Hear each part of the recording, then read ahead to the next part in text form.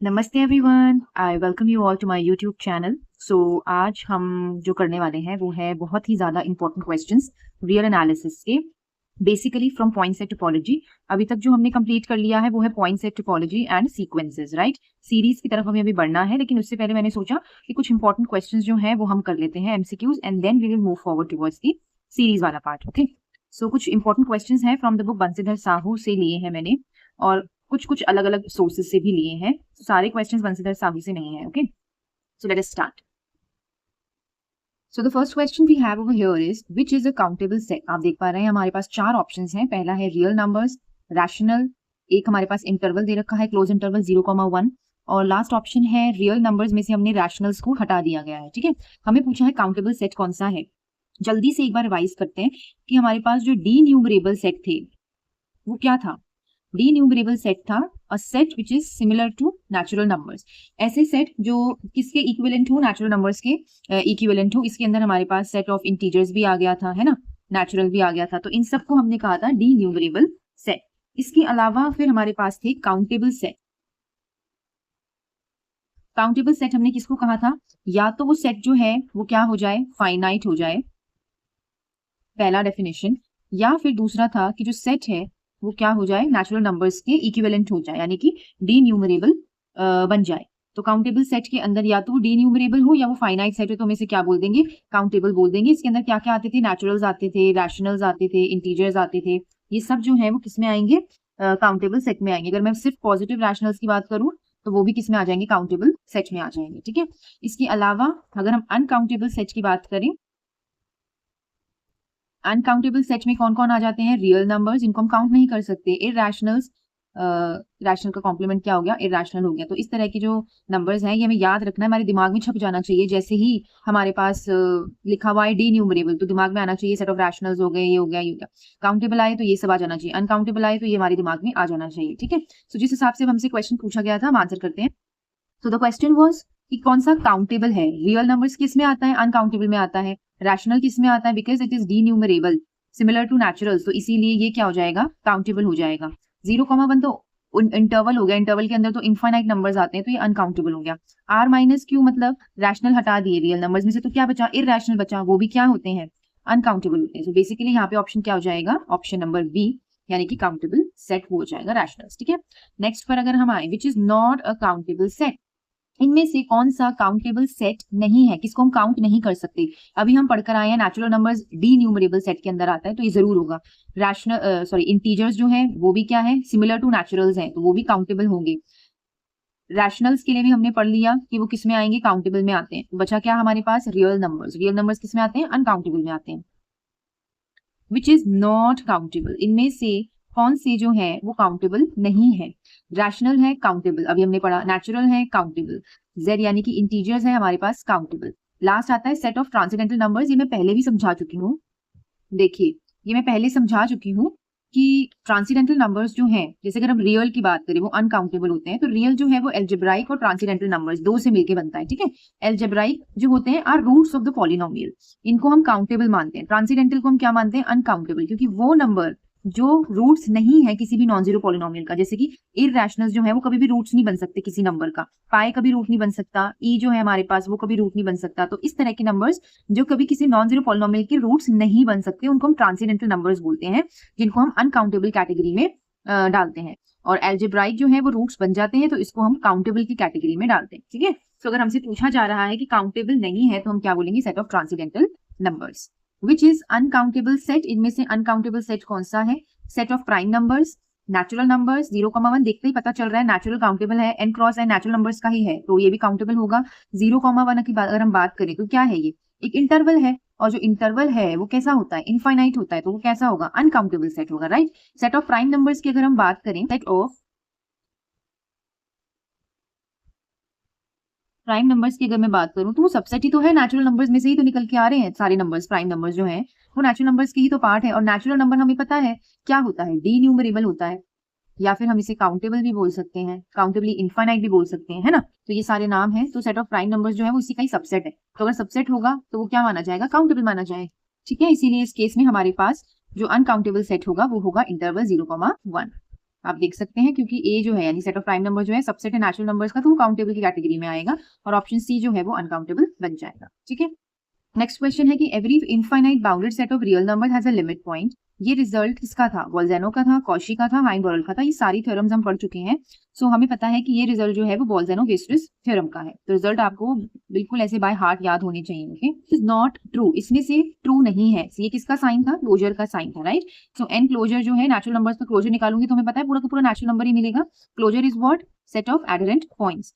Z का निकालूंगी तो पूरा का पूरा Z मिलेगा, रियल नंबर का निकालूंगी तो पूरा का पूरा R मिलेगा। लेकिन रैशनल नंबर्स में क्या था? हमने पढ़ा था कि जब हम रैशनल्स की बात करते हैं तो उसमें हमें रियल मिलता है। क्यों? क्योंकि रैशनल के अराउंड जब हम बात करते हैं तो उसमें हमारे पास इरैशनल भी जुड़ जाते हैं। एडहेरेंट पॉइंट्स जो हैं वो रैशनल्स में भी आते हैं और इरैशनल्स भी बन जाते हैं। तो इसीलिए दोनों का यूनियन हमारे पास क्या कहलाता है?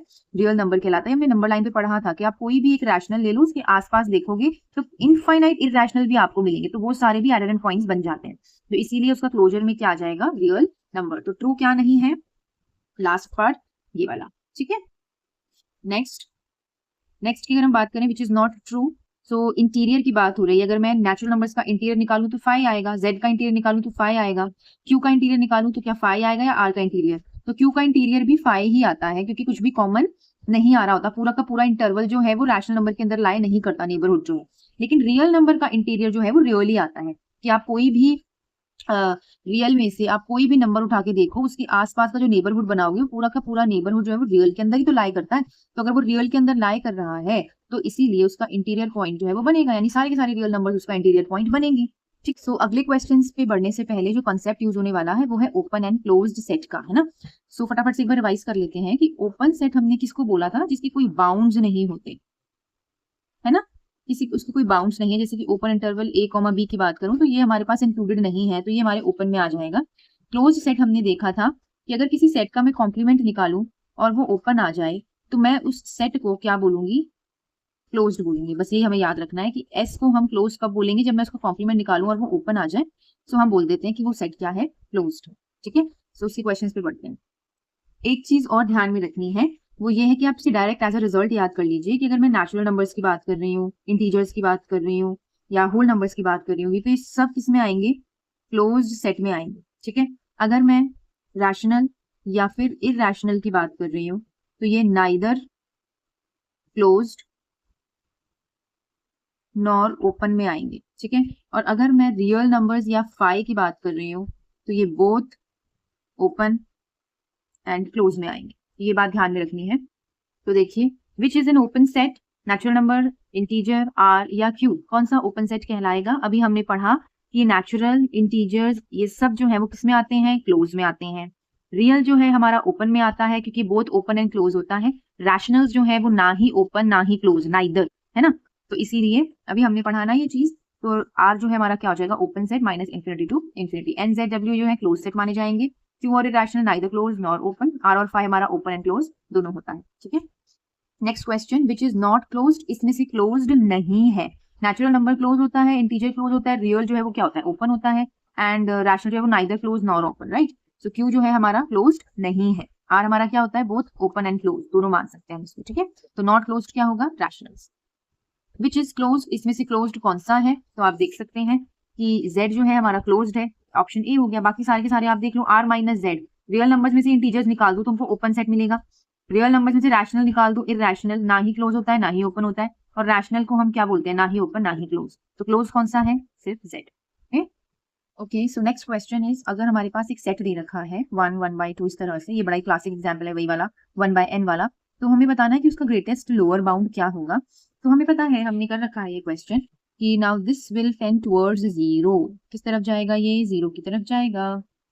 1 से स्टार्ट हो रहा है, फिर 1/2, 1/3, 1/4 up to so on, and it will tend towards 0।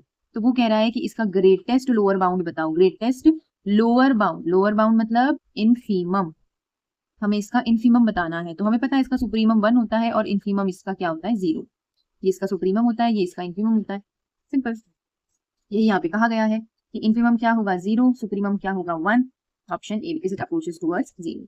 Least upper bound, upper bound बोला है यानी कि हमें क्या निकालना है? सुप्रीमम निकालना है। किसका? 1 प्लस माइनस 1 की पावर n अपॉन n का।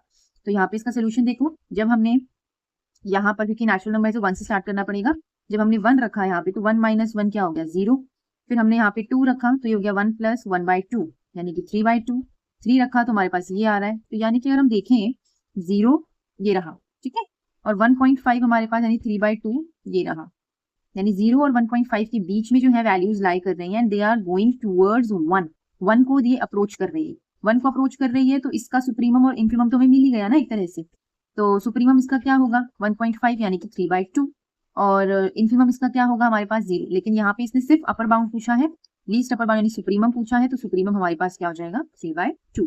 नेक्स्ट अगर हम देखें तो ये जो सेट है 2, 3/2, 4/3 up to so on n + 1 least upper bound, again हमें यहाँ पे least upper bound mean supremum हमको बताना है ना, सो 2 से शुरू हो रहा है 3/2 यानी कि अप्रोच कर रहा है 1 की तरफ जा रहा है, देखो घट रहा है, पहले 2 था फिर 3/2 हो गया, इसका हाफ हो गया यानी कि 1.5, फिर ये घटता जा रहा है 4/3, देखो घटता जा रहा है ना, घटते घटते ये किसकी तरफ अप्रोच कर रहा है 1 की तरफ अप्रोच कर रहा है, यहाँ पे मैंने डेसिमल एक्सपेंशन बना रखा है, सो अगर ये 1 की तरफ अप्रोच कर रहा है तो इसका जो सुप्रीमम होगा वो तो 2 ही होगा, और यानी अप्रोच कर रहा है 1 की तरफ, तो इनफीमम हमारा क्या हो जाएगा 1 हो जाएगा, ठीक है, तो हमसे सिर्फ सुप्रीमम पूछा था, तो ऑप्शन हमारा क्या हो जाएगा बी यानी कि 2।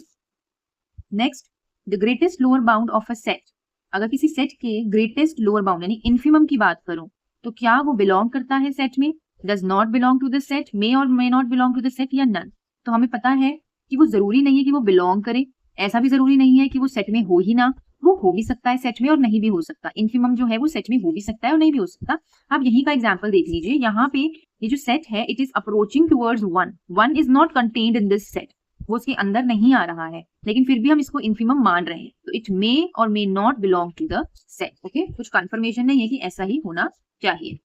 Okay, so this is our next question, ये हमारे पास सेट दे रखा है, तो पहले तो हम इसको एक्सपैंड करके देखेंगे तभी हम बाकी ऑप्शंस पर आएंगे, है ना।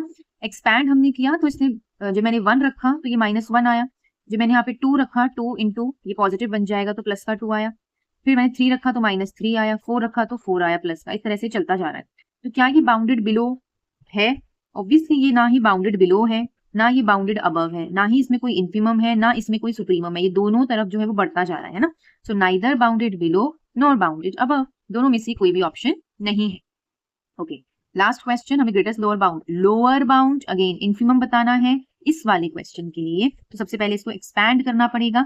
यहाँ पे मैंने 1 रखा तो 1 - 1 0 आया, फिर 3/2 आया, फिर 2/3 आया, यानी 0 1.5 इस तरह से चलता जा रहा है। तो इनफीमम इसमें क्या हो गया हमारा, 0 ज्यादा देखने की जरूरत ही नहीं है, ठीक है, क्योंकि 0 है फिर 1.5 है, फिर इस तरह से बढ़ता जा रहा है। तो हमारा ये तो क्या हो गया, सॉरी 1.5, फिर उसके बाद ये दोनों के बीच में ही लाई कर रहा है ना, सेम वही वाला आ गया ना 0 1.5, और ये इसी के बीच में जो है वो लाई कर रहा है सारी वैल्यूज जो है। तो इनफीमम हमारा क्या हो जाएगा 0 और सुप्रीमम क्या हो जाएगा 1.5 यानी 3/2, लेकिन हमें इस केस में बताना है इनफीमम, तो इनफीमम क्या है 0 यानी कि option A. Alright, so this was simply our class, you can say part 1 for the practice questions for points-set topology।